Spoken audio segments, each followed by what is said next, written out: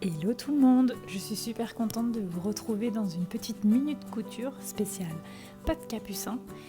Donc je suis partie du patron Billy de Slow Sunday Paris et j'ai donc découpé pour vous montrer un bas de manche et le patron pour la patte capucin. Du coup, la première étape consiste à retourner la manche sur l'envers et à marquer avec le stylo le premier cran qui va nous servir de repère. Sur le patron de la patte capucin, je crante tous les repères.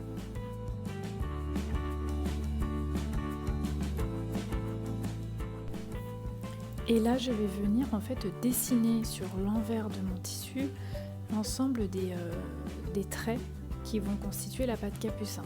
Donc le premier trait est à 1 cm, le deuxième à 2 cm, le troisième à 3 cm, le quatrième à 4 cm et entre le 3 et le 4 je fais une ligne à 0,5 cm.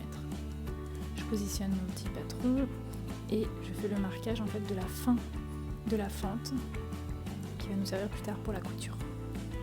Sur le deuxième côté, je vais faire une première ligne à 1 cm, donc c'est la marge, et une deuxième à 2,5 cm. Voilà, la première étape est faite.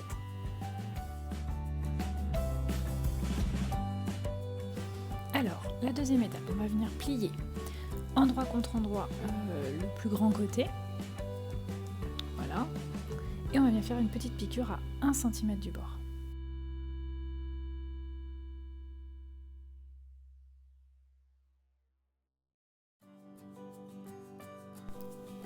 J'enlève le surplus de tissu et je retourne sur l'endroit. Ça crée donc un coin que je vais venir repasser. Et donc on va commencer à repasser sur toutes les lignes qu'on a dessinées auparavant. Donc la première à 1 cm, on retourne envers contre envers, puis à 2,5 cm. Voilà, et on repasse.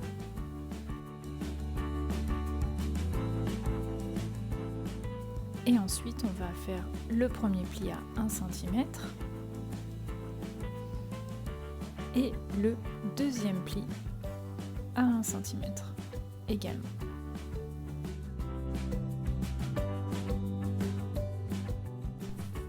On se retrouve avec notre patte capucin prête à être posée.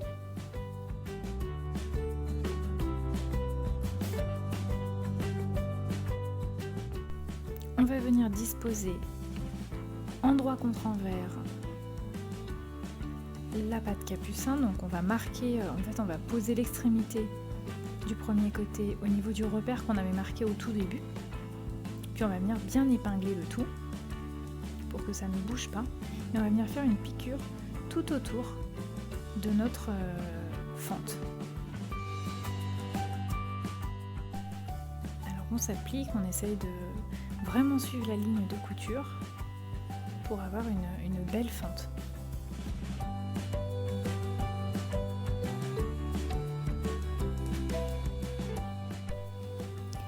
Maintenant, une fois qu'on a fait, hop, vous voyez, notre ligne de couture, on va venir prendre un ciseau, et alors là c'est l'étape où on se sent pas très bien parce qu'on va venir carrément couper le tissu sur notre marque, en fait, sur la ligne qu'on avait dessinée auparavant. Et on va faire des petites encoches pour aller jusqu'aux angles. Attention à ne pas découper le fil, il faut être très précautionneux. Voilà, et on se retrouve avec ça.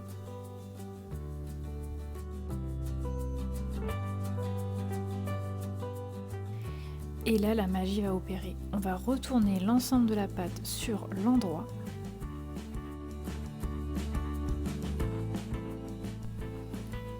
Et là, pas de panique, même si ça ressemble à rien, en fait tout va se mettre en place tout seul grâce au travail de repassage qu'on a fait un petit peu avant.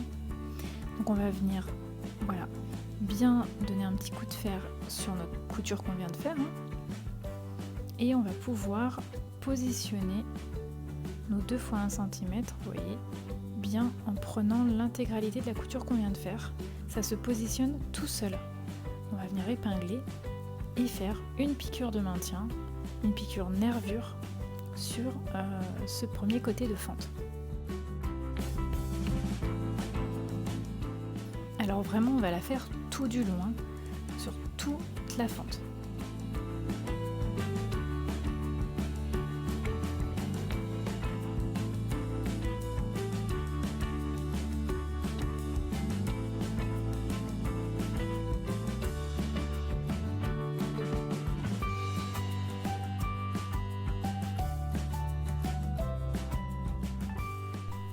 Maintenant, on va venir positionner notre pâte, qui va se positionner vraiment naturellement grâce au travail de repassage qu'on a fait avant de commencer l'assemblage de la pâte capucin.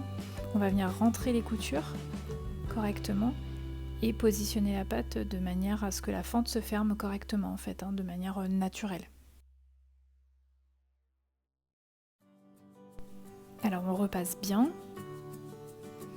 Et ensuite, on va venir faire une petite marque à 3,5 cm du sommet pour nous permettre d'avoir un repère pour la couture latérale.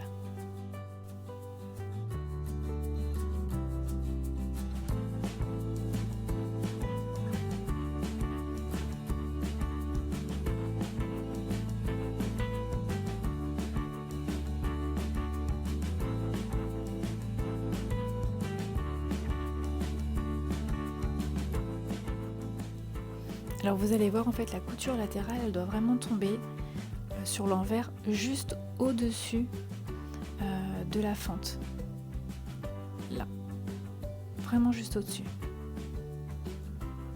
Et maintenant, on va venir épingler pour pas que le tissu bouge. En plus, j'ai pris un tissu qui est un petit peu extensible. Donc voilà, je vais venir épingler ma pâte capucin vraiment droite.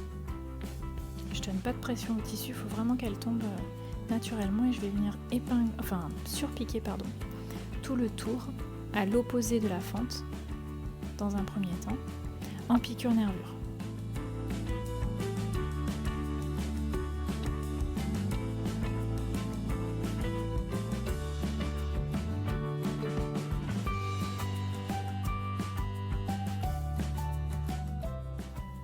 Et voilà, on a presque fini. Il va nous manquer, regardez, hop, ça tombe juste au-dessus. Et du coup, il n'y a plus de couture apparente. Tout est pris dans la pâte capucin. Et donc là, je vais finir par la piqûre nervure sur le côté ouvert. Donc attention de ne pas prendre le tissu au-dessus, il faut bien l'enlever. Et donc, on a notre pâte capucin qui est faite et qui est trop jolie. Voilà, j'espère que cette petite vidéo vous a plu. Et j'ai hâte de voir vos réalisations. À très bientôt!